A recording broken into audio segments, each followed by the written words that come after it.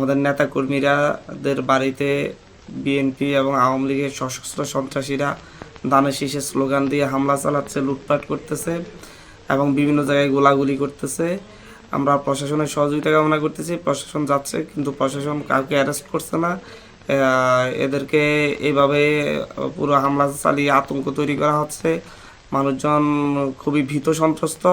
এই দ্বীপহাতিয়াতে সন্ত্রাসের রাজত্ব আবার কায়েম হয়েছে। সকল সন্ত্রাসীরা বিএনপির ধানের শীষের প্রার্থী মাহবুবুর রহমান শামীমের শেল্টারে হাতিয়াতে এসে এখন একসাথে তারা এই সন্ত্রাসী কার্যক্রমগুলো চালাচ্ছে।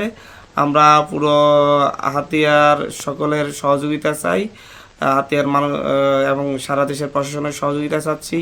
আমরা নির্বাচন কমিশনের কাছে আহ্বান জানাচ্ছি, অতি দ্রুত সন্ত্রাসীদেরকে আগামীকালকের ভিতর গ্রেফতার করুন, অভিযান চালান, না হয় হাতিয়াতে সুষ্ঠু নির্বাচনের পরিবেশ সম্ভব নয়।